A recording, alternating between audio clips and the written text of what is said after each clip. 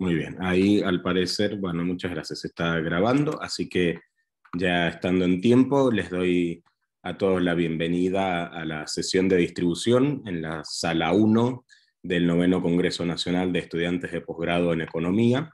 Mi nombre es Juan Marcos Tripolone, estoy a cargo de moderar la sala, y ahora a continuación vamos a comenzar con la magíster Florencia Melissa Fares de la Universidad Nacional de San Martín y la Universidad de Buenos Aires, que presentará el trabajo elaborado en coautoría con el doctor Guido Sack de la Universidad Nacional de San Martín, que se titula Un modelo acerca de las consecuencias distributivas de la desinflación.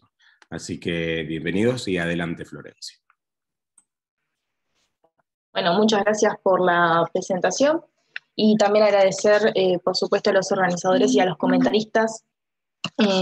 Este trabajo está pensado como un puntapié inicial para mi tesis doctoral, que igual estoy como muy recién empezando. Así que la idea es que el modelo teórico que voy a presentar hoy motive un poco los ejercicios empíricos que quería realizar para mi tesis, que se trata de estimar algunos parámetros que hay en el modelo. Y bueno, y eso sería como el análisis completo. Bueno, así que arrancamos. Esta es la hoja de ruta, ¿sí? Una motivación, discusiones en torno a la desinflación, alguna evidencia empírica, y finalmente voy a presentarles el modelo y voy a hablar un poco del caso argentino.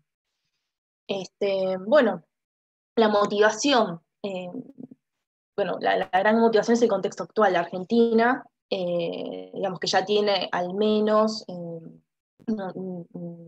proceso de persistencia inflacionaria que lleva al menos unos 10 años, que es un poco más, y en particular esto es relevante porque últimamente observamos que hay importantes saltos en la inflación, lo cual lo leemos como volatilidad nominal, ¿no? O sea, esto de que la inflación sube y baja y sea más difícil prever qué es lo que va a pasar en el futuro. Bueno, y hay evidencia empírica que muestra que a medida que nos vamos moviendo hacia regímenes de mayor inflación promedio, que es un poco lo que se observa en Argentina, el riesgo entonces que la inflación siga aumentando es mayor, ¿no? Entonces, ese sería como un gran, bueno, el trabajo de Fisher. Ellos tienen una matriz de contingencia, transición, y muestran un poco que a medida que el régimen de inflación es más alto, hay mayor inflación, la probabilidad de que la inflación suba es mayor también. Y además, esto sin lugar a dudas dificulta la previsibilidad, ¿no? Y acorta el periodo relevante para la toma de decisiones en materia de inversión, ¿sí? Afectando así entonces el crecimiento de la economía, algo que también se observa en Argentina en la última década. Entonces así la volatilidad nominal y real, ¿no? Se expresan o repercuten en las condiciones sociales, ¿sí? Y acá citamos algunos trabajos que lo que hacen es medir la evolución de la pobreza y la desigualdad reciente en Argentina, que también ha mostrado desmejoras en los últimos años. Y también no podemos dejar de lado que han existido intentos, ¿sí? para controlar la inflación, pero que han resultado fallidos.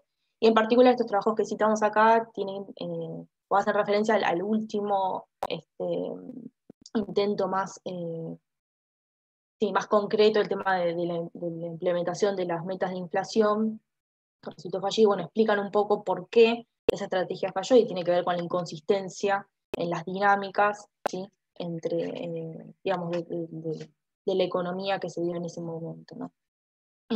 Pero bueno, son trabajos muy recientes también.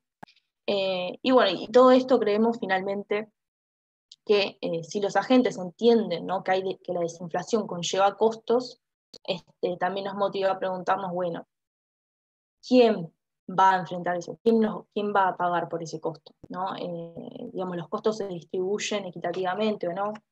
Y entonces hay alguna literatura que postula que la implementación de planes de estabilización también se ve retrasada, ¿sí? Por esta disputa en torno a, bueno, quién va a pagar el costo de la desinflación, y por eso creemos que vincular desinflación con distribución es relevante y es relevante para el contexto argentino. Bueno, y entonces algunas discusiones en torno a la desinflación es, bueno, la curva de Phillips, que es muy conocida, ¿no? La relación entre inflación, producto y desempleo.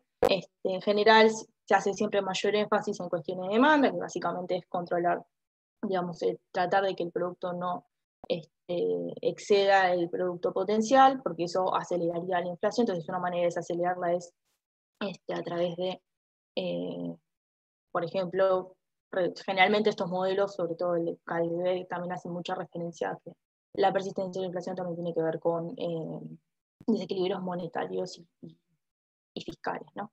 Entonces esto implica en alguna medida que hay un costo en términos de producto, ¿sí? Y de empleo para bajar la inflación. No, digamos, no se hace tanta mención al tema de la distribución. Pero esta misma literatura también se juxtapone un poco con la cuestión sobre la credibilidad de la autoridad monetaria, que nos dice, bueno, que una autoridad monetaria con muchísima credibilidad, ¿sí? Sobre la comunicación, ¿no? de los objetivos de inflación, hace menos costosa la desinflación. O sea, si vos tenés un banco central con mucha credibilidad, ayuda mucho a disminuir el costo de esa desinflación. Bueno, desde la oferta, sobre digamos, factores de oferta que pueden explicar la desinflación o que pueden ayudar a la desinflación, hay un trabajo de Gordon en particular, ¿sí? En donde hace una revisión histórica de la curva de Phillips y lo que él denomina la curva de Phillips ampliada por expectativas left fork, ¿sí? Es la que incluye, digamos, shocks de oferta sobre la inflación, y acá puede uno relacionarlo con el tema de la productividad. Los incrementos de productividad ayudan a disminuir la inflación. Y lo que nos pareció menos discutido es esto de los costos de la desinflación en términos de la distribución, y creemos que esto último es lo que dilata la implementación de un plan de digitalización, y es lo que me parece que en algún punto dan cuenta de esta persistencia, ¿no? Inflacionaria. Bueno, y la evidencia empírica, por el lado de lo que es, digamos, curva de Phillips, hay abundante literatura sobre los ratios de sacrificio, es decir, cuál es el costo en términos de producto de empleo, ¿sí? Cuando querés bajar un punto, por ejemplo, la inflación, ¿no? Y hay varias estimaciones sobre esta cuestión, y de hecho, acá también se vuelve crucial, digamos, porque como son algunos estudios de caso, hay algunos aspectos en la implementación de los programas que son cruciales, que hacen que la inflación sea menos costosa. La mayor credibilidad del Banco Central, ¿sí? La mayor velocidad de la inflación, la mayor apertura de la economía, digamos, la desindexación en algún punto también, y el nivel inicial de la inflación, ¿no? Cuanto menor es el nivel de inflación inicial, menos costoso es la desinflación. Sin embargo, cuando uno observa las experiencias exitosas de los programas de desinflación, uno se encuentra con que es difícil encontrar o identificar una única herramienta de política. Generalmente lo que domina es el pragmatismo, ¿no? Lindman hace una completa, bastante buena revisión. Calvo y Beck también digamos, definen los programas de desinflación basados en anclas monetarias o cambiarias, pero básicamente en la experiencia hay más de una herramienta, hay más de una estrategia que se implementa. Y en particular, algunas experiencias muestran que el crecimiento de la productividad puede ayudar, ¿sí? a bajar, a disminuir, a desacelerar la inflación. El trabajo de Kim se basa justamente en él prueba que hay una relación de causalidad en el sentido de Granger, que va de productividad a inflación para el caso de Corea. ¿Sí? Y finalmente algunos trabajos empíricos sobre inflación-distribución, quizás el más reciente es el de Gómez Acevedo y Hofstadter, que justamente ellos tratan sobre la distribución del ingreso, ¿sí? Y hay un empeoramiento de la distribución del ingreso cuando desinfla. Y esa evidencia es para varios países. Entonces, pasamos al modelo. Bueno, este modelo entonces parte de una ecuación de precios que está compuesta por un markup sobre los costos. En principio, los insumos de producción los que utilizamos son trabajo e insumos importados. Si las importaciones aparecen únicamente como insumo de producción, uno también podría, por ejemplo, tener precios regulados, ¿sí? Pero bueno, sería un término más que aparecería de este lado. Los resultados igual no cambian demasiado, ¿no? Habría un término más dentro del costo. Bueno, entonces acá tenemos todas las variables, obviamente, en niveles.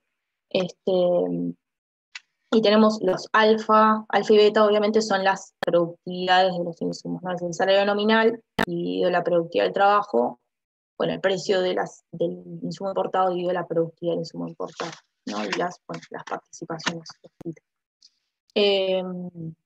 Bueno, y esta misma ecuación nosotros lo reescribimos en términos del producto y la rotación del insumo, ¿sí? Y luego lo pasamos a tasas de crecimiento. Vamos a trabajar con un modelo dinámico, ¿sí? Bien. Luego, lo que hacemos acá es suponer, ¿sí?, que los precios internacionales no varían. Sí, la economía es tomadora de precios, o sea, el precio de las importaciones va a ser igual al precio internacional por el tipo de cambio, y el markup tampoco varía, ¿sí? Entonces esos son los términos que desaparecen de la ecuación anterior, y además teniendo en cuenta que digamos, la variación del nivel de empleo, ¿sí?, depende del nivel de producto, y la variación de las importaciones también depende del nivel de producto, ¿sí?, siendo delta y error una especie de sensibilidades, ¿no? O uno también podría quizás llamarlo como elasticidades. Entonces, nuestra ecuación 5, reemplazando con estas funciones que tenemos acá, ¿sí?, nos queda como que el nivel de precio de inflación depende de los salarios nominales, del tipo de cambio nominal, del nivel de producto, ¿sí?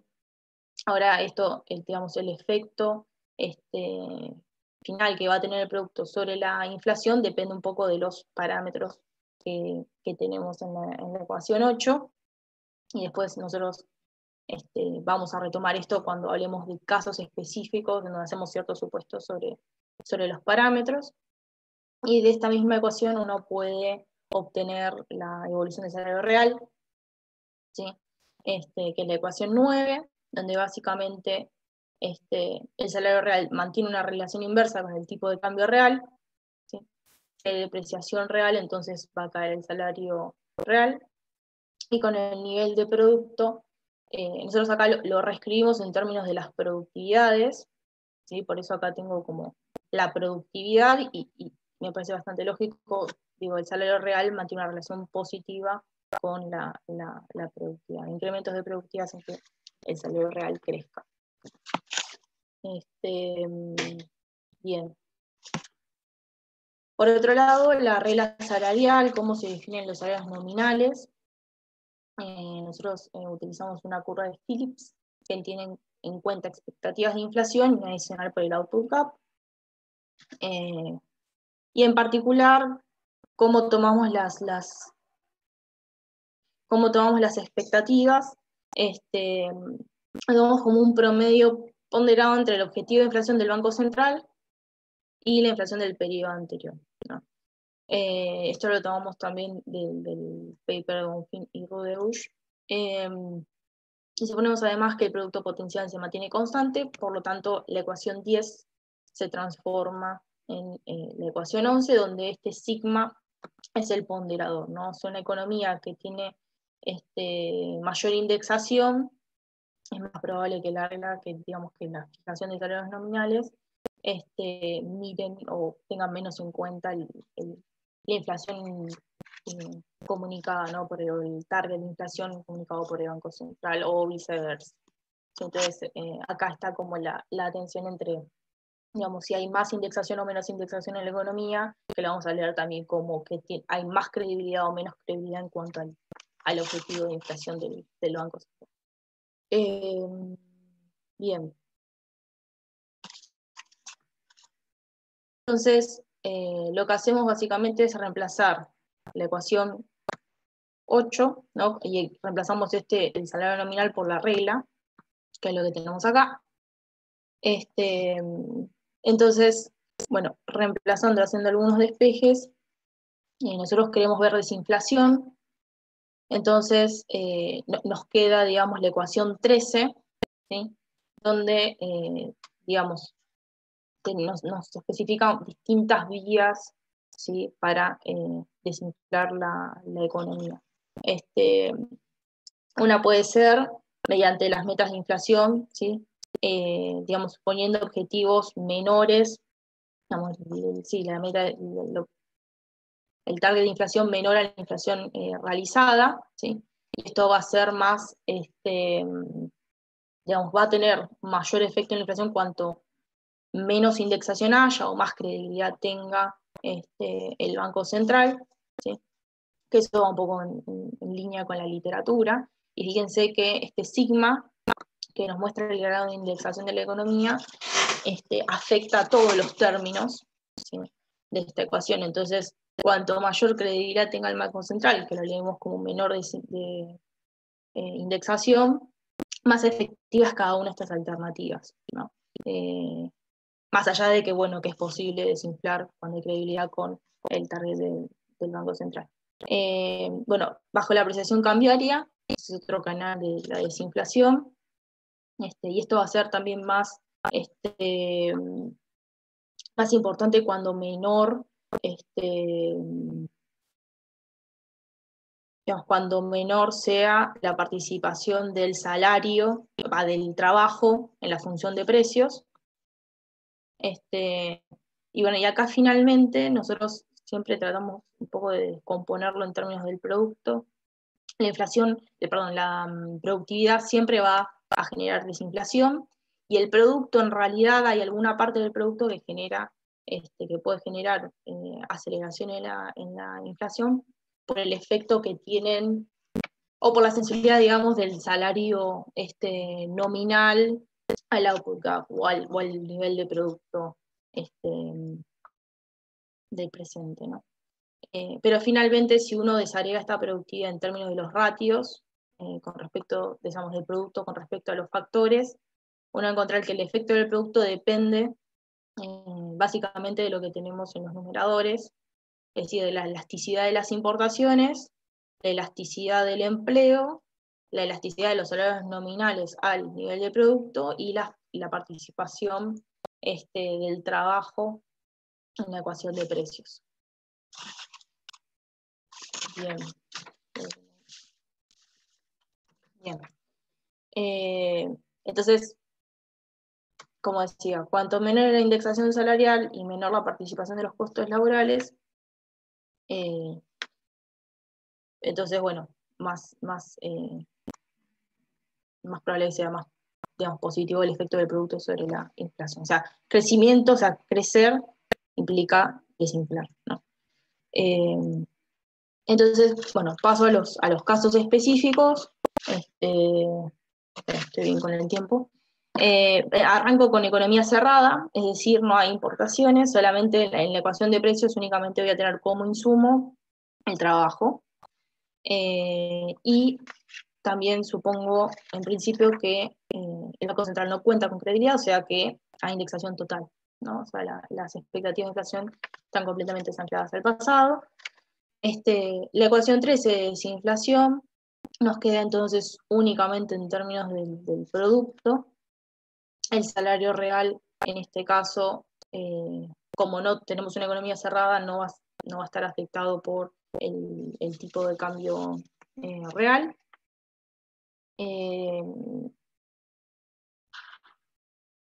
Y, digamos, únicamente responde a fluctuaciones de la productividad y el nivel de producto, y esto va a depender un poco de cómo es la elasticidad del empleo, ¿no? Delta era la elasticidad del del empleo. Entonces el equilibrio, ¿sí?, se alcanza en realidad cuando digamos, no hay más desinflación, o sea, cuando esta diferencia es igual a cero, ¿sí? Esto implica en algún punto que, digamos, que puedes tener distintas tasas de crecimiento de la economía, pero tus parámetros tienen que sumar la unidad, ¿no?, para que esto nos dé cero. ¿Qué pasa con la apropiación o sí, la distribución del Producto Nacional, ¿no? En este caso, nosotros, si tenemos una economía abierta, siempre tendríamos digamos, una parte que se llevan los trabajadores, una parte que se lleva el resto del mundo y una parte que se llevan los capitalistas. En este caso en particular, nosotros no, este segundo término desaparece completamente porque estamos en una economía cerrada, entonces nos quedaría la participación de los asalariados y de los capitalistas. Ahora, dado que nosotros siempre suponemos que el markup es una proporción fija sobre los costos, entonces, digamos, la distribución del ingreso no va a cambiar, ¿sí? Ya que, bueno, no hay un tercer sector ahí que se lleve una parte del Producto Nacional, ¿no? O sea, si la economía crece, si el producto crece por incrementos de productividad, esa parte, digamos, se lo va a llevar la masa salarial, pero también va a aumentar digamos, la participación que se lleva el capital, entonces la distribución del ingreso no va a cambiar. Sí.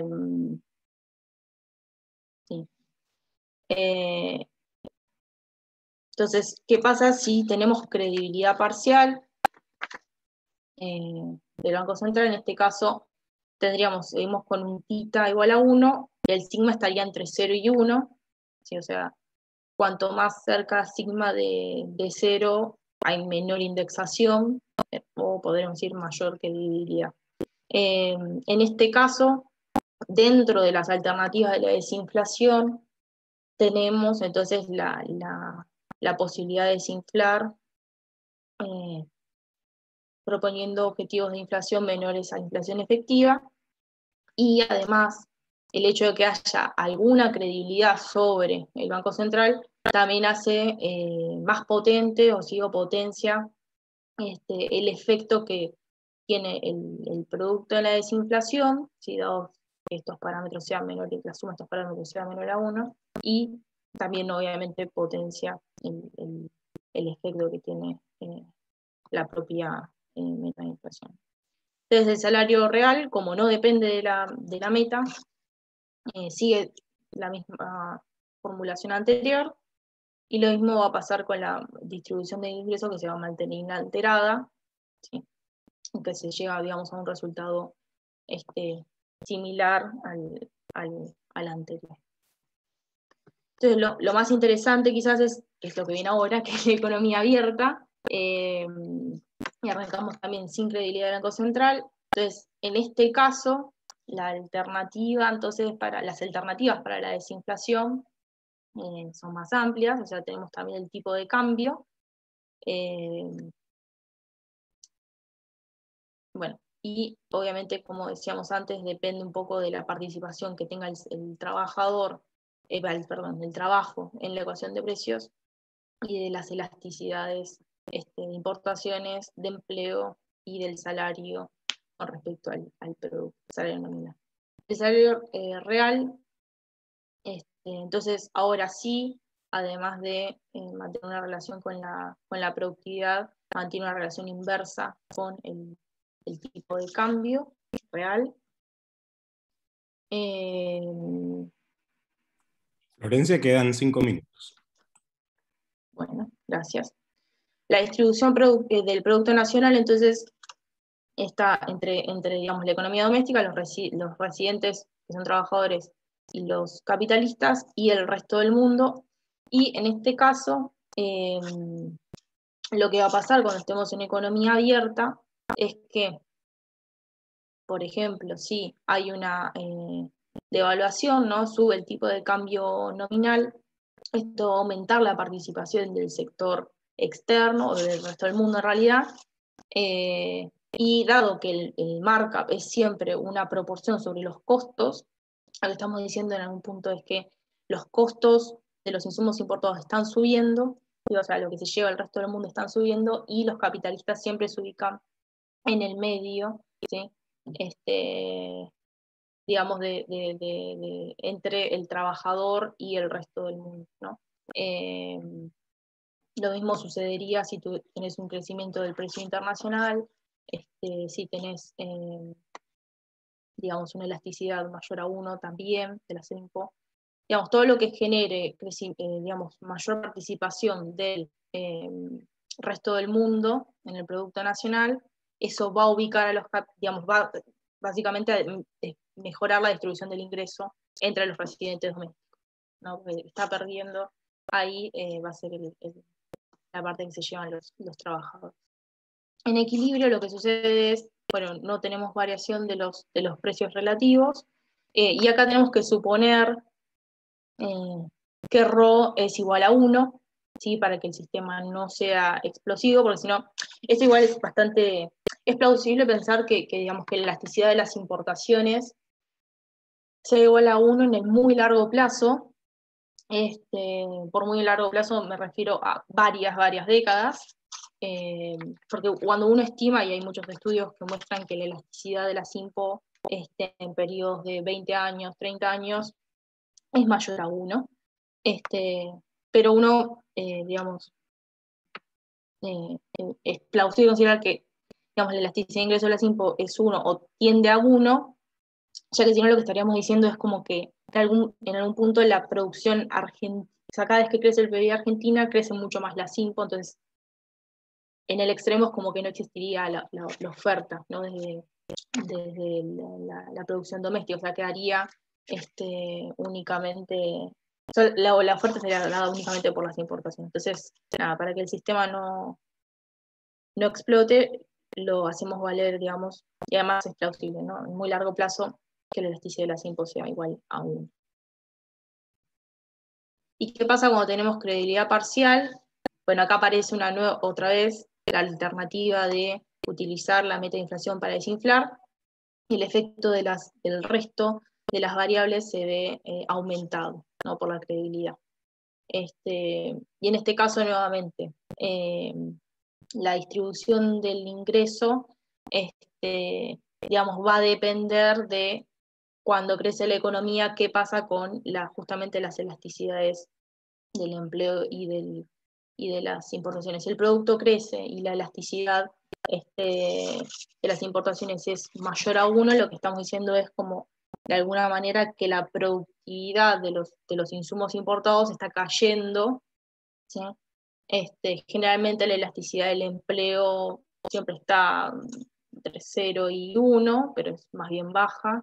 Entonces, digamos, cuando crece el producto, la cantidad de empleo se mantiene más, digamos, no reacciona tanto como en el caso de las 5, entonces no podría pensar que la productividad va creciendo, ¿sí? Cuando hay crecimiento, entonces ahí hay un trade-off de, bueno, qué es la productividad de la economía en su conjunto, qué es lo que sucede, qué es lo que domina, ¿no?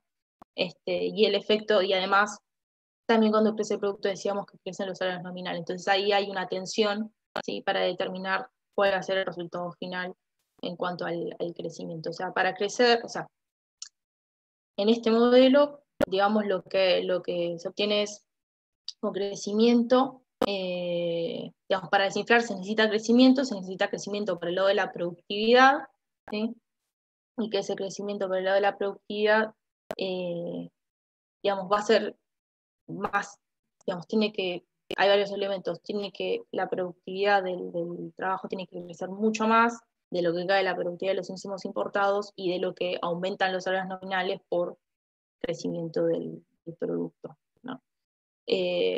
Estamos en tiempo, Por lo así que tanto, habría que ir concluyendo. termino entonces. Bueno, el caso argentino es que no hay credibilidad del Banco Central, o muy poca. Como les decía, la elasticidad de empleo es bastante entre 0 y 1, la elasticidad en las importaciones es mayor a 1. Parece que no hay mucho lugar para apreciación cambiaria y descongelamiento de tarifas, entonces nos encontraríamos en un caso como el 3, ¿no? estamos un poco, digamos, complicados, digamos. Hay pocas alternativas para encarar el proceso de desinflación, al menos en lo inmediato.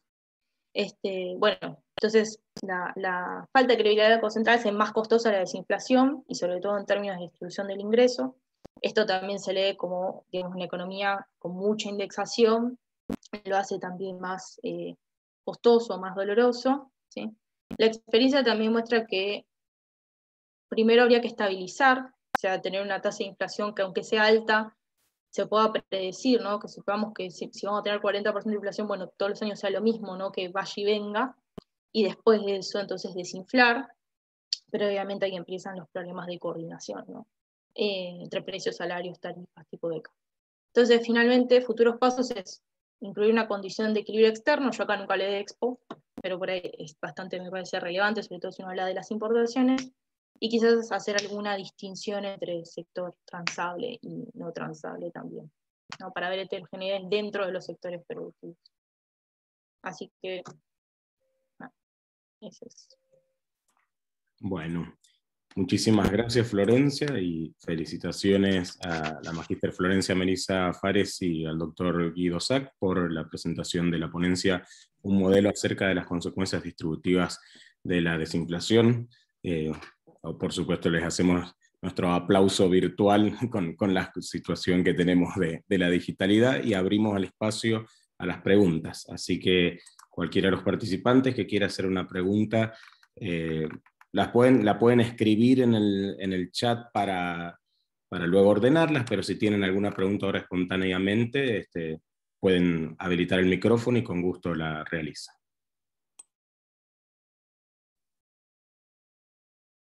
Sí, permiso. Adelante. ¿Qué tal? ¿Cómo están? Bueno, nada, felicito a Florencia y a Guido porque, digamos, siempre es un esfuerzo tratar de elaborar un modelo nuevo, y en especial entendiendo la economía argentina, y en especial entendiendo la inflación en Argentina y sus consecuencias. Así que, digamos, celebro, digamos, el objetivo. Creo que desde el punto de vista de la presentación en general, del problema a analizar, sería bueno quizás sobre el final incluso incorporar, digamos, resultados más explícitos sobre la distribución, ¿no? Dado que el título es, digamos, los impactos sobre la distribución de ingresos, que, digamos, en una ecuación quede por ahí más explicitado los efectos finales, con el objetivo justamente de, digamos, de investigar, digamos, posibles extensiones, comentarios, aclaraciones, etc. Creo que sería más claro para todos. Por otro lado, creo que la distinción entre transables y no transables va a tener que ser de algún modo necesaria, porque si no, el concepto de residentes y no residentes, sin un equilibrio externo y sin tener claro el impacto del tipo de cambio sobre la distribución de los exportadores locales, que, digamos, son residentes finalmente, pero son los que se llevan, digamos, una parte de la torta cuando se produce una devaluación real. Si no, queda un poquito quizá desdibujada, o por lo menos yo no logro, digamos, identificarla claramente en la presentación. Son comentarios que tienen que ver con no haber leído el texto, sino haber visto sobre la presentación, así que tengan en cuenta esto, pero, digamos, mi sensación es que por ahí aclaran esas dos cuestiones, la cuestión de la incorporación del equilibrio externo y transables no transables, identificar bien quién se lleva qué. Me parece importante para las conclusiones. Está el artículo Temas Tradicionales de Heyman sobre estas cuestiones, que la verdad ilustra bastante bien cómo elaborar un modelito, digamos, que respeta las restricciones presupuestarias y toda esa historia, que por ahí puede eventualmente servir para complementar. Así que bueno, felicitaciones. Muchas gracias, Pablo. Sí, seguro. Me parecen muy buenos comentarios. Gracias por la sugerencia, para guiar un poco. Digo, el trabajo está como en etapa, digamos, estamos recién pensándolo, desarrollándolo, entonces todos los comentarios en ese sentido nos sirven un montón. Muchas gracias. Puedo intervenir un poquito y ya que estamos... dos comentarios a los de Pablo. Primero agradecer a Pablo, agradecer a todas y a todos, y sobre todo el ámbito para exponer el trabajo, que Flor me corregirá, pero creo que es la primera vez que lo mostramos al público, sí. Con lo cual nos sirven muy bien todos los comentarios. Por un lado, la desagregación entre sector transable y no transable, evidentemente hay que hacerla. De todos modos, ya la hemos incluido manuscrita y todavía no la hemos pasado al modelito. Y además, basándonos en otra literatura, cuando uno desagrega entre transables y no transables, la verdad es que los términos se terminan juntando. Es decir, nosotros tenemos una parte transable de la economía que es claramente los insumos importados. Si además de los insumos importados incluyéramos bienes finales importados, la ecuación no cambia en absoluto, las ecuaciones que estamos mostrando. Sí, primero aparece un término más, pero finalmente se termina juntando con el resto. Y se termina englobando en lo que es una elasticidad ingreso de las importaciones, de las cuales una parte es insumo importado, otra parte es bien final, pero termina juntándose todo. Obviamente, sí vale la pena poner la otra parte, que es que la producción local, según este modelo, toda se destina al... A ver, da lo mismo la parte que se destina al mercado local de la parte que se destina al mercado externo. Y sí vale la pena hacer el esfuerzo de desagregar.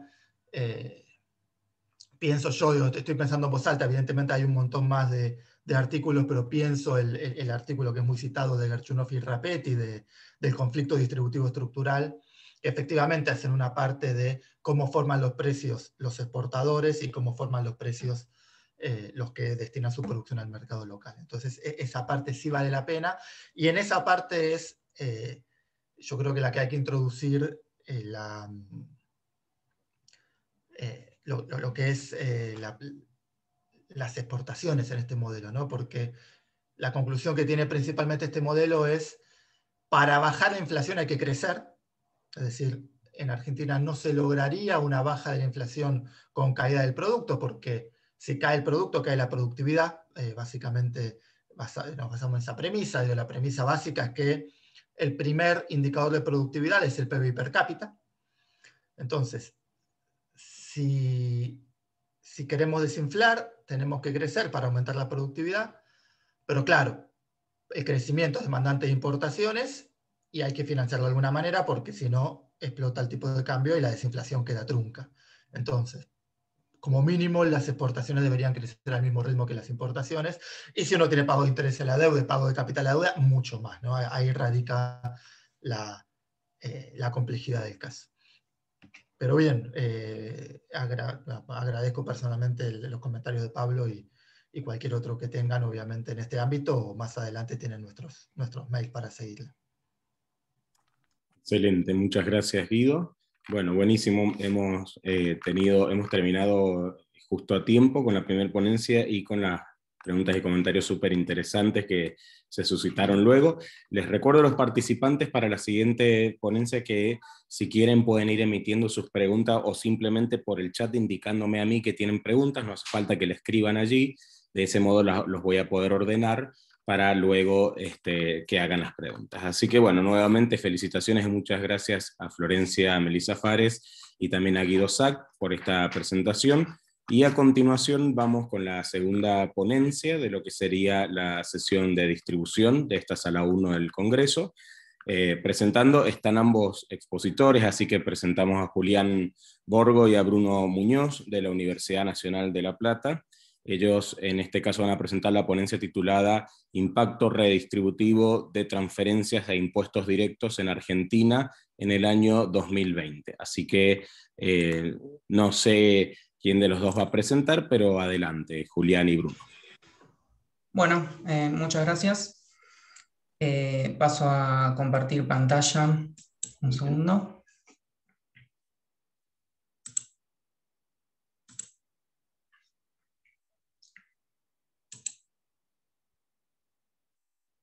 A ver si ahí se ve como presentación completa.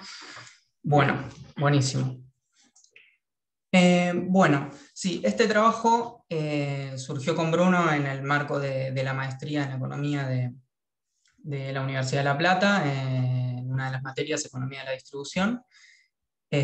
Bueno, como el nombre lo indica, la idea es medir el impacto redistributivo de algunos componentes de la política fiscal durante el año 2020 y también hacer algunas comparaciones con el 2019.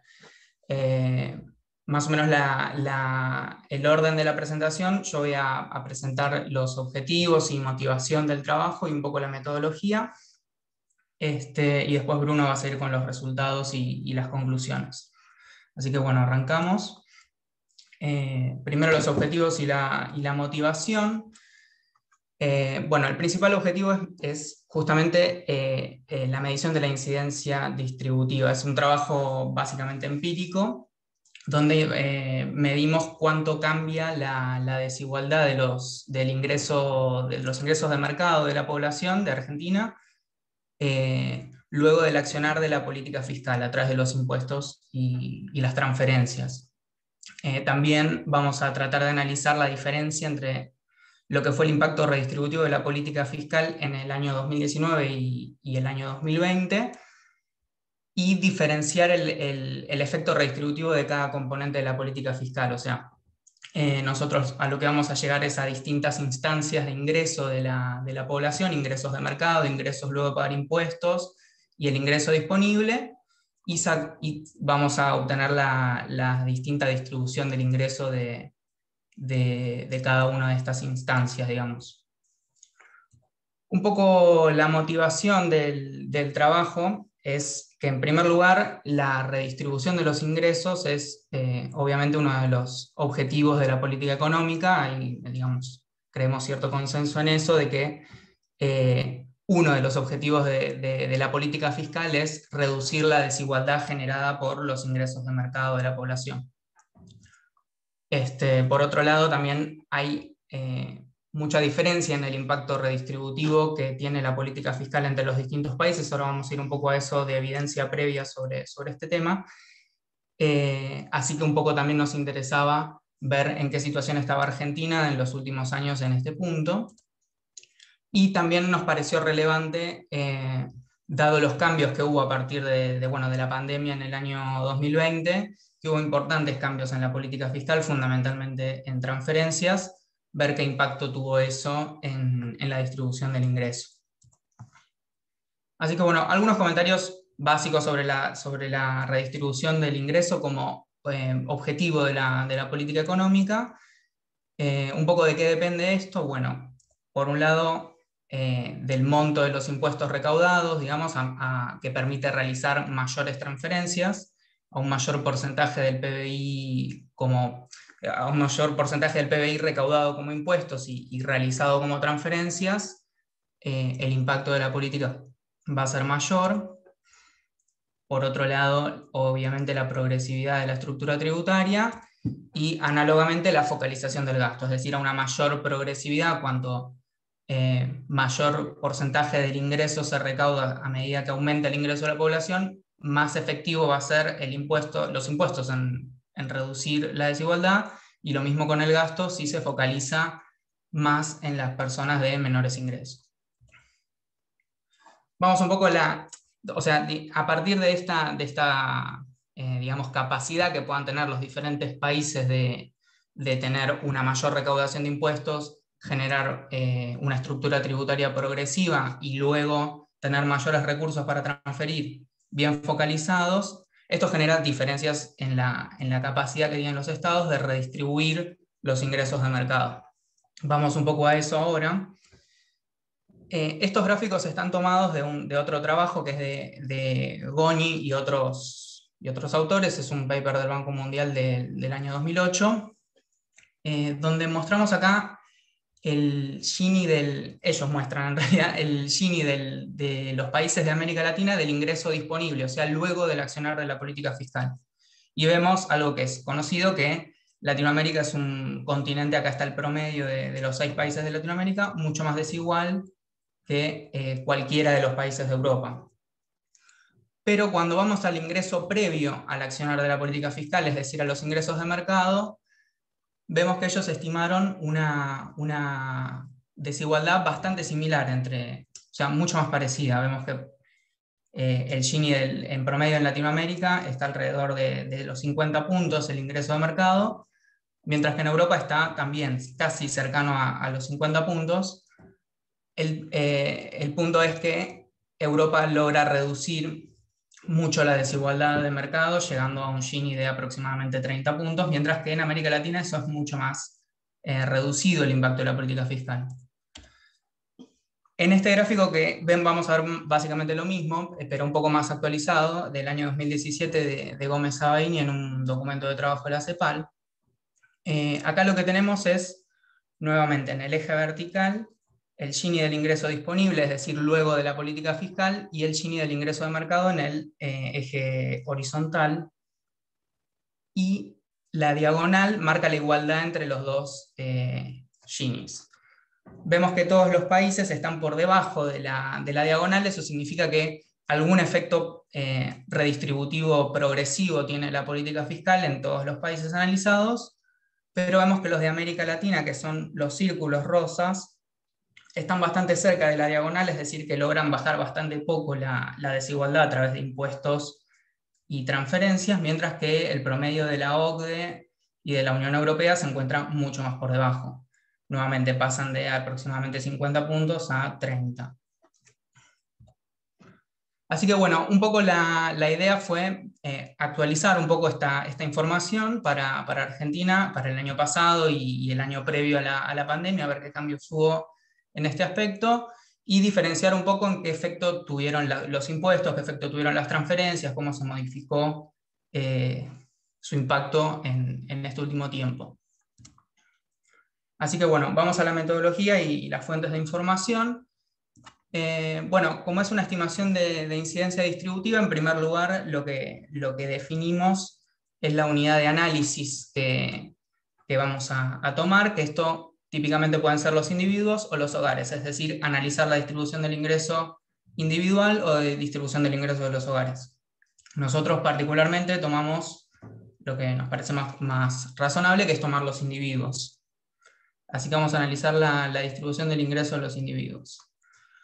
Luego necesitamos un indicador de bienestar que ordene a los individuos de menor a mayor bienestar y por lo tanto luego ver dónde está afectando más la política fiscal, ya sea los impuestos o las transferencias, según el nivel de bienestar que tienen los individuos. Y el nivel de bienestar, hay dos opciones básicamente para medirlo. Una primera es la más utilizada, que es la del ingreso corriente como indicador de bienestar. Esto tiene una ventaja que es una mayor disponibilidad de información en las encuestas de hogares. Esto está, la variable del ingreso y sus distintos componentes. Lo que tiene es algunos posibles sesgos por el hecho de que, por ejemplo, no logra captar la posibilidad que tiene la gente de trasladar consumo o suavizar, digamos, su consumo y su bienestar a lo largo de su vida. Y, por ejemplo, no sé, una persona que justo en el momento en que se le realiza la encuesta no tiene ingreso por estar desempleado, pero va a tener ingreso en el futuro y por lo tanto por ahí mantiene cierto nivel de consumo, o una persona jubilada que actualmente tiene un ingreso corriente más bajo, pero que habiendo acumulado ingreso previo, hoy goza de un bienestar mayor. Esta variable no lo capta, digamos. Así que tiene esa desventaja, que para eso está la otra opción, que es una noción de ingreso permanente, que se estima usualmente a través del consumo corriente, como suponiendo que los agentes suavizan su consumo a lo largo de su vida, su ingreso permanente, digamos. Y esto, la ventaja que tiene es justamente considera esto, la posibilidad de trasladar el consumo entre periodos, y sería un mejor indicador de nivel de bienestar de las personas. Pero bueno, tiene la desventaja de que hay mucha menor disponibilidad de información, particularmente en la encuesta de hogares, en la PH, esto no está disponible, así que requeriríamos una información de encuesta de gastos. Bueno, por otro lado, nosotros lo que decidimos finalmente es tomar el ingreso corriente, que también permite comparar con otros trabajos, porque es la variable más usualmente utilizada. No es trivial esta diferencia, genera algunos cambios en las estimaciones. Nosotros tomamos el ingreso corriente declarado en la EPH. Este es considerado lo ajustamos por adulto equivalente al estilo que hace INDEC para medir la pobreza, pero con una escala mucho más simple de adulto equivalente, de 0,5 adulto equivalente para las personas menores de 5 años, 0,75 para las personas entre 6 y 14, y un adulto equivalente para el resto de las personas. Luego de esto hay que identificar quiénes pagan los impuestos. Nosotros tomamos los impuestos directos sobre el ingreso en este caso. Es algo también como hicieron en su trabajo Goñi y otros autores, y Gómez Sabaini. Se pueden incluir otros impuestos. Nosotros en este caso tomamos los directos sobre el ingreso, aportes personales que recaen sobre los asalariados formales. Lo consideramos un promedio del 17% del salario bruto. Y luego el impuesto a las ganancias. Consideramos también el que recae sobre los salarios y sobre las jubilaciones. En este caso dejamos afuera los autónomos porque es un poco más difícil la estimación, así que, pero bueno, la mayor parte del impuesto a las ganancias es pago por los salarios, así que no había mucho problema con eso. Así que bueno, el universo de contribuyentes, los asalariados formales y los jubilados.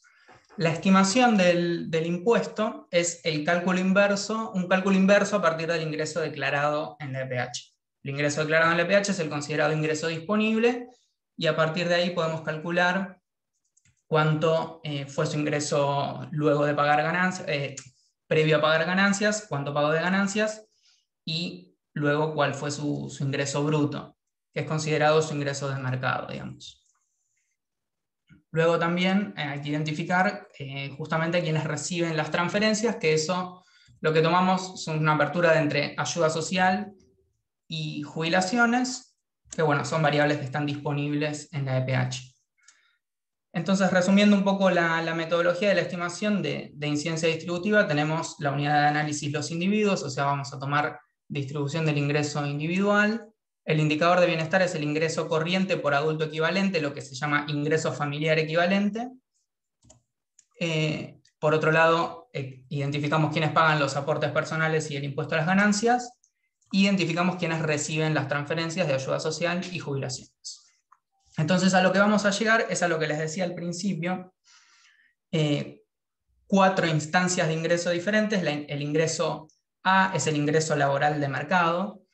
El ingreso B es luego de pagar los aportes personales. Luego el ingreso C es después de pagar el impuesto a las ganancias. Y finalmente el ingreso disponible, que es luego de recibir las transferencias. Entonces, de esta manera nosotros vamos a poder estimar el impacto distributivo de los distintos componentes de la política fiscal, haciendo una diferencia entre el índice de Gini, que es el indicador de desigualdad que tomamos en este trabajo.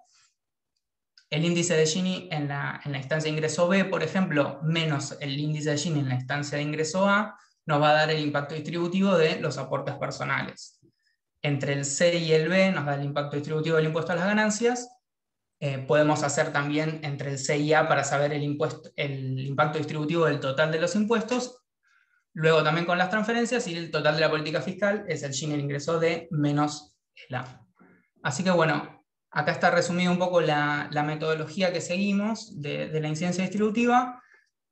Y la fuente de información, bueno, obviamente la EPH, para 2020, el tercer trimestre, que era la última disponible cuando hicimos el trabajo, y para comparar con 2019, el tercer trimestre de 2019.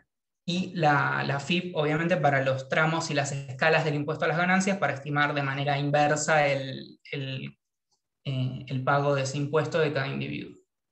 Así que bueno, ahora sigue Bruno con los resultados que obtuvimos. Bien. Bueno, siguiendo con los resultados del trabajo, entonces vamos a presentar los resultados de 2 maneras. Primero con un análisis gráfico y luego con un análisis cuantitativo en base al coeficiente de Gini que mencionó Julián.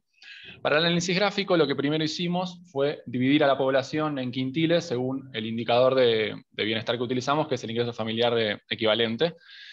E hicimos el análisis gráfico para los dos impuestos directos que mencionamos, para las transferencias y para el beneficio fiscal.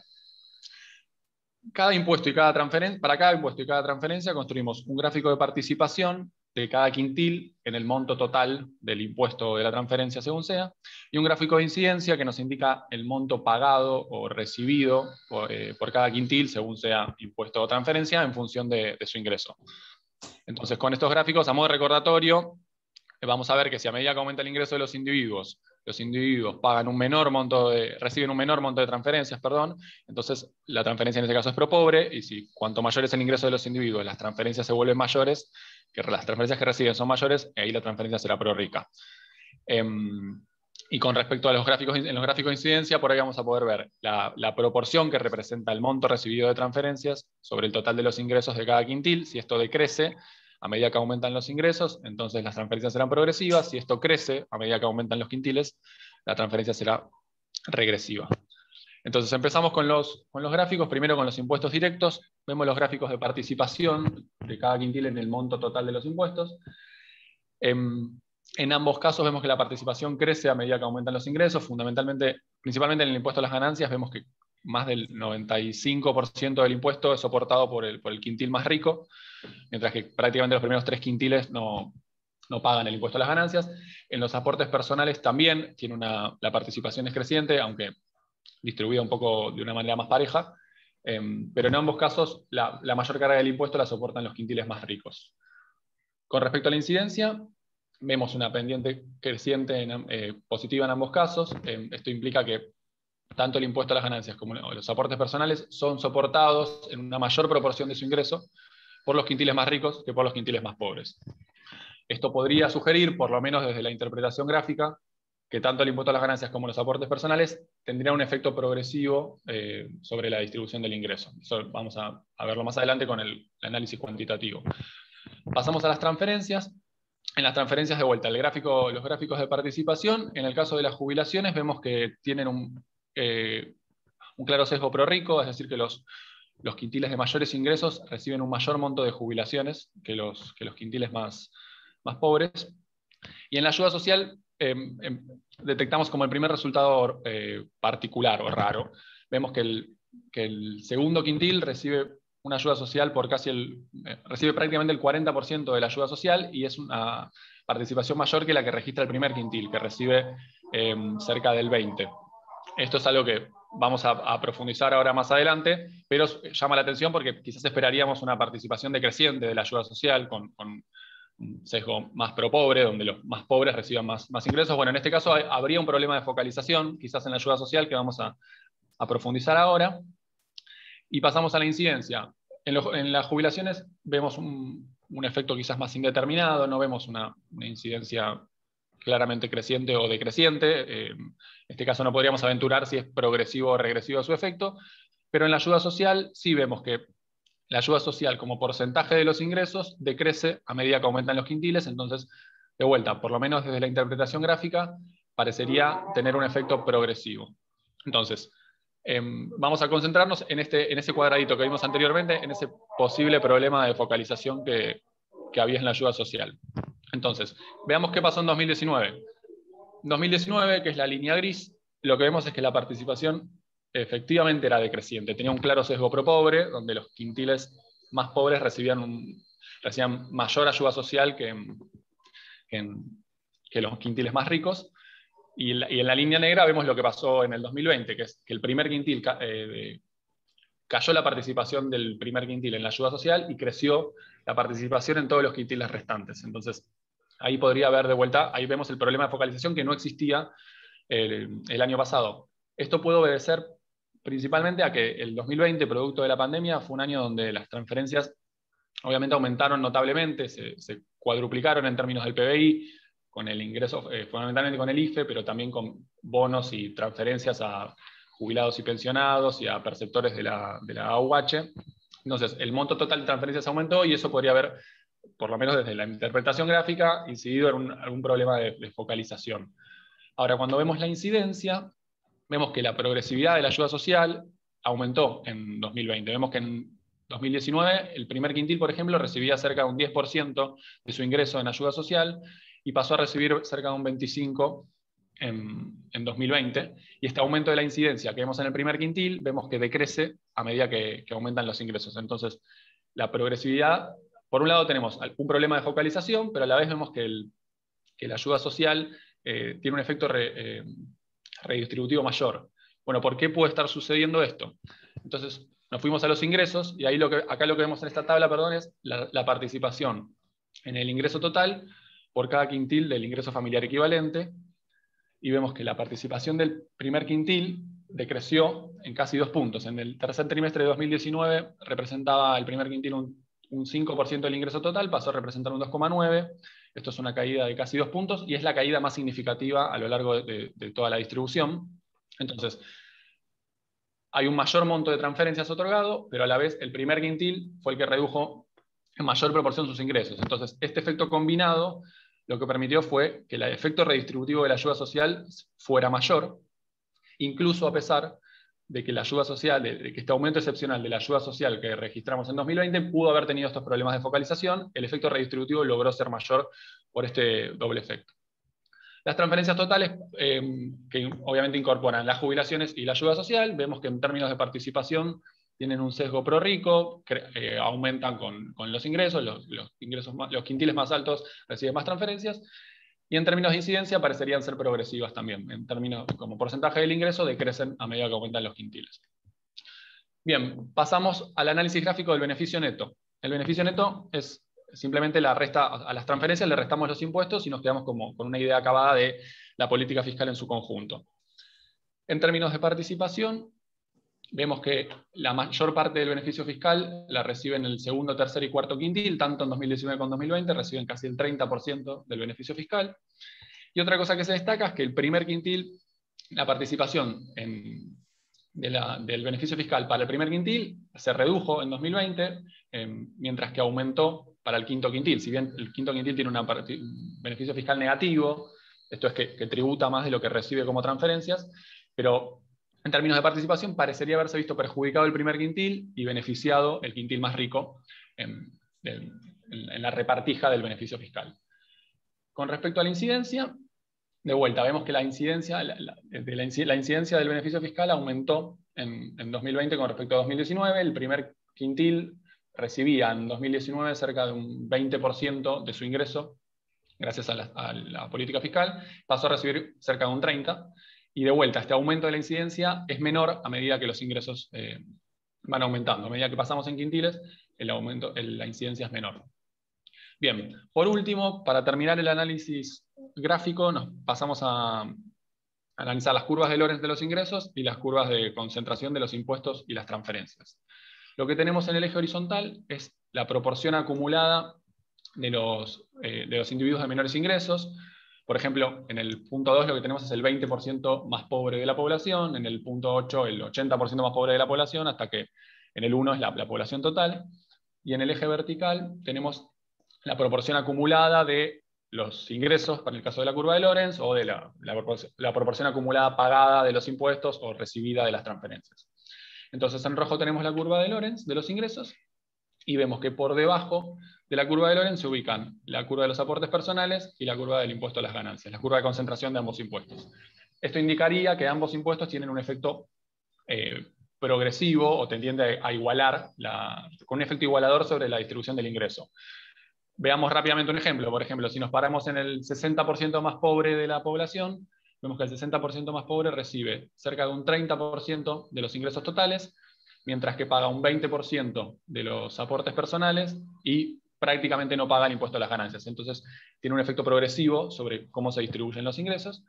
Y si pasamos a la ayuda social, vemos que se ubica por encima de la curva, primero por encima de la línea de perfecta igualdad, lo que marcaría su sesgo pro-pobre, incluso a pesar de estos problemas de focalización que mencionamos anteriormente, y también por encima de la curva de Lorenz. Entonces el efecto sería progresivo también sobre la distribución del ingreso. De vuelta, dijimos que el 60% de la población recibe el 30% de los ingresos, pero a la vez recibe el 80% de las transferencias totales. Quedan 5 minutos, Bru. Bien, ok. Pasamos entonces al análisis cuantitativo. Acá lo que calculamos es el coeficiente de Gini por cada instancia de ingreso que había mencionado antes Julián. Primero pasamos por las columnas negras, que son el año 2020. Vemos que en conjunto la política fiscal permitió pasar de una desigualdad mediante el coeficiente de Gini de 49,1 a una desigualdad de un 39,5. Es una reducción de casi 10 puntos de la desigualdad, que equivale más o menos a una caída del 20%. Ahora bien, desagregando un poco el impacto, vemos que la mayor caída, la mayor incidencia en la reducción de la desigualdad la tienen las transferencias, que es esta acá, pasaje del 45,8 al 39,5, es un efecto del 14% de reducción de la desigualdad. El impuesto a las ganancias, las cargas laborales, que es el pasaje de la caída del 49,1 al 47,9, y el impuesto a las ganancias, del 47,9 al 45,8, tienen efectos menores en la reducción, no tanto como el impuesto como las transferencias, perdón.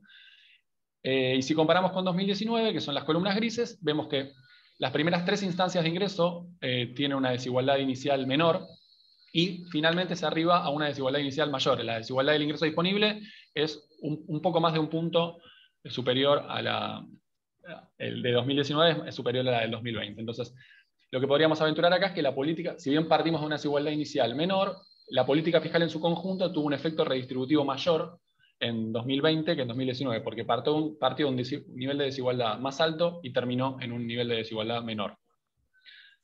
Si lo vemos por fuente, acá lo que vemos es la reducción del coeficiente de Gini por cada componente. Vemos de vuelta que las transferencias en ambos años fueron considerablemente el componente que más aportó a la reducción de la desigualdad, pero en 2020 tuvo un efecto marcadamente superior, redujo la desigualdad casi un 14% contra un 8% en 2019, mientras que las cargas laborales y el impuesto a las ganancias tuvieron un efecto menor y similar entre ambos periodos, no hubo grandes diferencias. Bueno, pasamos entonces a las conclusiones y reflexiones finales del trabajo. Vemos que durante el 2020 la desigualdad de los ingresos de mercado aumentó respecto a 2019. Esto es, la desigualdad inicial en 2020 fue mayor a la del 2019. Ahora, lo que también aumentó fue el efecto redistributivo de la política fiscal. Entonces, la desigualdad final de los ingresos disponibles se redujo, por lo menos, acá analizamos tercer trimestre del 2020 contra tercer trimestre del 2019. Entre esos trimestres, el efecto redistributivo de la política fiscal aumentó.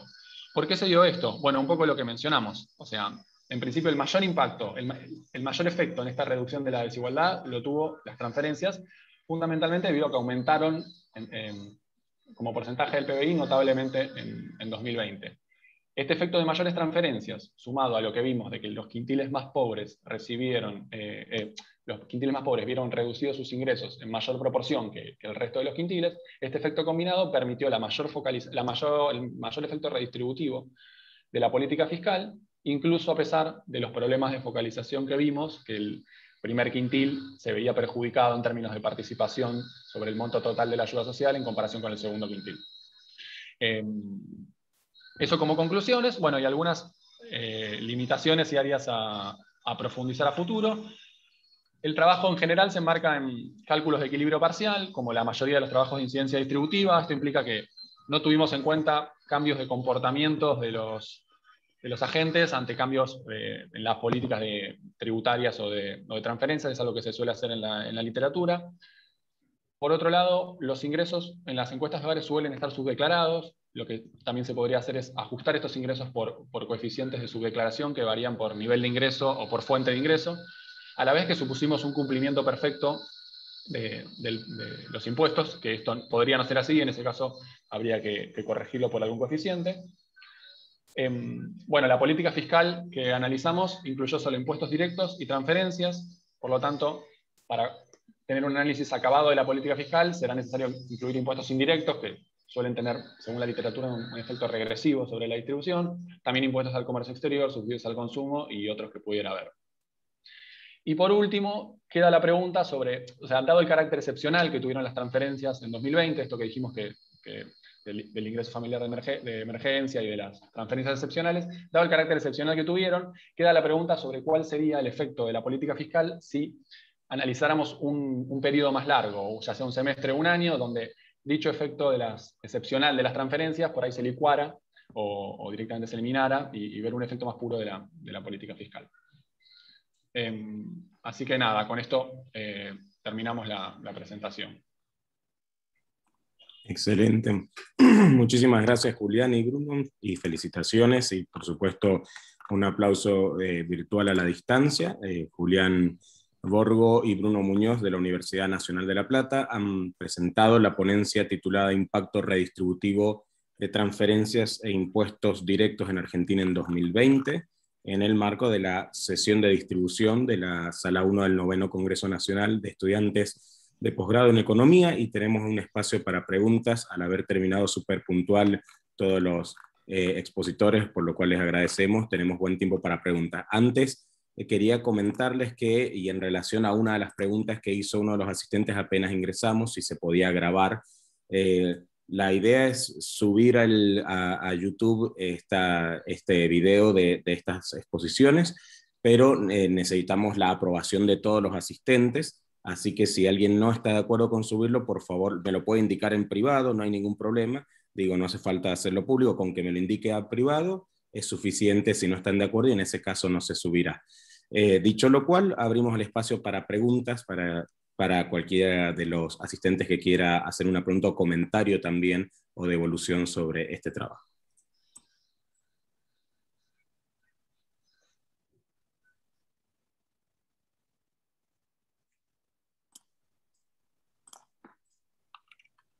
Mientras los asistentes van pensando algunas de las preguntas, yo tenía algunas preguntas que me fueron surgiendo mientras escuchaba, que tienen que ver con algunos de los criterios de selección a la hora de establecer este trabajo. Por ejemplo, en cuanto al criterio de tomar el ingreso corriente como indicador de bienestar, consultarles si tomaron este criterio más que nada por la disponibilidad de la información, que es más sencillo, como comentaban, de disponer esa información, y en consecuencia de esto hay más trabajos disponibles con los cuales comparar o quizás citar para fundamentar, o escogieron el ingreso corriente como indicador de bienestar por alguna otra razón. Bueno, si te parece, respondo yo, Bruno. En general tenemos entendido que es preferible como mejor opción tomar el consumo, la idea de consumo corriente como mejor indicador de bienestar, porque sería una idea de ingreso permanente. Así que, o sea, en general los trabajos toman, me parece, ingreso corriente por una cuestión de disponibilidad de la información, y que se pueden armar quizás series de tiempo, que es otra cuestión interesante de ver cómo evoluciona en el tiempo el impacto de la política fiscal, el impacto redistributivo. Pero sí, es más que nada por una cuestión de lo que decías vos, la disponibilidad de información, el fácil acceso al dato a través de la encuesta de hogares, y el hecho de poder comparar, que acá no lo incluimos en la presentación, pero hicimos alguna comparación con otros trabajos previos de lo que nos dio a nosotros.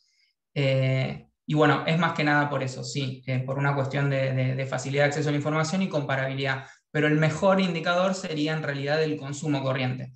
El tema es, bueno, ahí habría que usar la encuesta de gasto de los hogares, por ejemplo, que bueno, tiene una menor regularidad, y hay que hacer otras estimaciones además en función de estimarlo a partir del consumo. También digamos, por el alcance del trabajo es de otra dimensión quizás hacerlo con la encuesta de gastos, y bueno, decidimos hacerlo por ingreso corriente de esa manera. Muy bien, muchas gracias. La doctora Isabel Rocaro, que es la directora del doctorado en Ciencias Económicas de la Universidad Nacional de Cuyo, pregunta: cuando mencionan el ajuste por subdeclaración de ingresos, ¿cómo lo determinarían? ¿Qué variables para medirlo utilizan? No, es algo que queremos hacer para continuar el trabajo.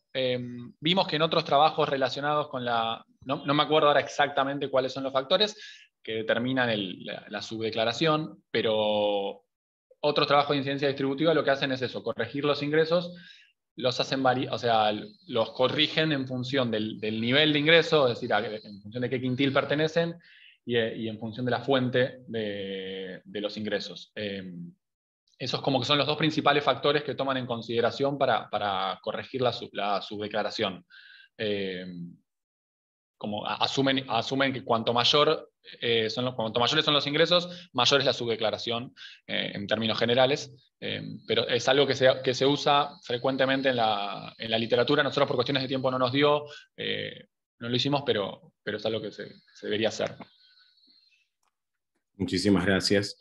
Tengo otra pregunta yo, pero recuerden, obviamente, la prioridad de los participantes, así que si alguien tiene una pregunta puede ahora mismo... Yo tengo una, sí, perdón, que tiene adelante. que ver justamente con este tema, por eso me interrumpo, disculpas. Una de las limitaciones más, siendo que la elección de los datos de alguna manera, ¿no? Y encontrar información fidedigna es como clave para estos resultados en general distributivos, y trabajando en algunos temas relacionados con esto me encontré con dificultades importantes, igual que ustedes seguramente, pero que creo que las sobrepasaron razonablemente. Cuando uno quiere ver las cuestiones más dinámicas de largo plazo o los impactos de los efectos sobre el patrimonio y ese tipo de cosas, la cosa se hace un poco más difícil porque uno debería tratar de mirar un poco más la riqueza, ¿no? Y que es como la variable distributiva quizá más importante para analizar ciertos aspectos. Quizá no tanto en el trabajo específico de ustedes, pero como determinante de largo plazo me parece que es súper relevante. Entonces la pregunta concreta es si en la experiencia de ustedes, de la búsqueda de datos, de la búsqueda de información, de distintas fuentes, en algún momento se cruzaron o tienen esperanza, de cruzarse con algún indicador de riqueza en Argentina, o de una proxy que crean relevante, o estamos hablando de algo que todavía le faltan muchos años. ¿Cuál es la perspectiva que ustedes tienen respecto de esto, si es que tienen alguna?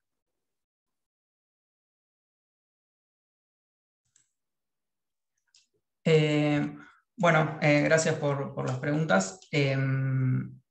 ¿Cómo es? Sí, efectivamente, claro, es uno de los determinantes seguramente más importantes de la distribución que observamos en el ingreso, la distribución del patrimonio y, por ejemplo, también la distribución, o sea, de la propiedad del capital y también del capital humano, digamos, que es lo que luego permite acceder a ingresos mayores. La verdad, en el proceso de hacer este trabajo, en principio sí lo pensamos básicamente como apuntado a la distribución del ingreso. O sea, si me lo preguntás ahora, no sabría decirte de dónde podríamos obtener. O sea, habría que obtener, por ejemplo, datos de AFIP, quizás que te puedan dar una idea de patrimonio. Creo que hay algunas estimaciones de, por ejemplo, como es de incidencia que podría haber de impuestos sobre los patrimonios a partir de datos de registro, o a veces se comparan la incidencia distributiva de, por ejemplo, un impuesto a las ganancias a partir de datos de encuesta de hogares y a partir de datos de registro, y son diferentes.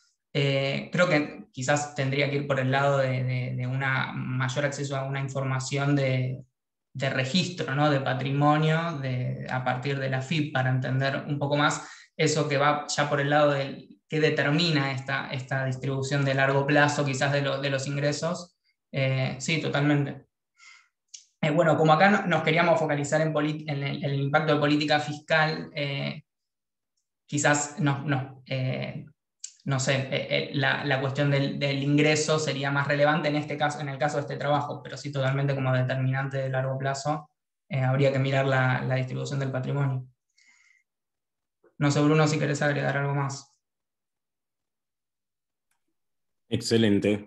Bueno, muchísimas gracias, Julián y Bruno, y les agradezco, felicito nuevamente a los 4 expositores, y les agradezco también la puntualidad en la organización de sus ponencias, y también a los asistentes por sus preguntas. Bueno, dado que no han habido objeciones para subir el video a YouTube, en principio lo van a poder encontrar en breve, digamos, buscando por los temas o por los nombres de los expositores, porque van a estar incluidos dentro de las palabras de búsqueda. Así que con esto hemos finalizado la sesión de distribución en la Sala 1 del 9º Congreso Nacional de Estudiantes de Posgrado en Economía. Felicitamos a los expositores, la verdad, súper interesantes y clarísimas las ponencias, son temas realmente muy buenos y se ve que se está dando una investigación muy profunda. Y bueno, estando en hora, los invitamos a todos los participantes y expositores y organizadores a la sala de Coffee Break, y luego de ello, por supuesto, ya a reencontrarnos a las 10:50 en alguna de las 3 salas que suceden en este congreso. Así que muchísimas gracias a todos.